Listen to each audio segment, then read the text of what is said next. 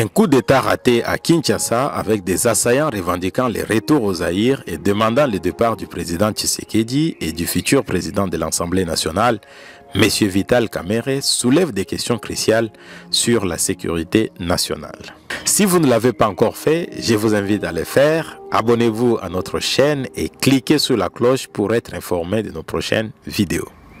Je prends toujours position contre toute tentative de vouloir prendre le pouvoir par la violence. La violence engendre la violence. Aucun coup d'État, qu'il soit militaire ou autre, n'a jamais résolu tous les problèmes d'un pays ni conduit à un développement démocratique ou économique efficace.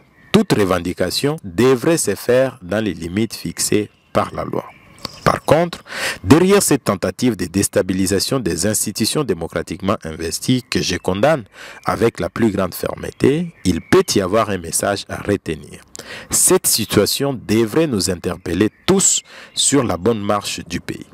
J'exhorte d'ailleurs à l'occasion le président Tshisekedi de mettre en garde ses partenaires politiques sur l'importance d'une gouvernance qui s'inscrive au-delà de nos petites années sur terre. Nous devons tirer les leçons de cet acte ignoble. Je me demande d'ailleurs comment ce fameux Christian Malanga a pu engager des gens dans une telle aventure suicidaire.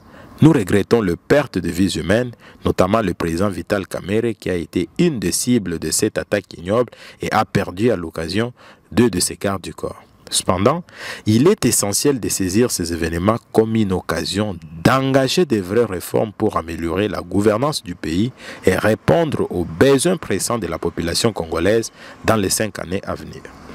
Je profite de ce moment pour lancer un message aux services de sécurité, notamment à ceux du président de la République. Prenez cet acte comme un défi à relever. Merci à ceux qui ont neutralisé ces assaillants avec bravoure, mais il faudrait voir derrière cet acte une opportunité d'améliorer certaines failles dans l'appareil sécuritaire du pays. Il est essentiel d'anticiper ce genre d'actes à l'avenir pour qu'ils ne se reproduisent plus.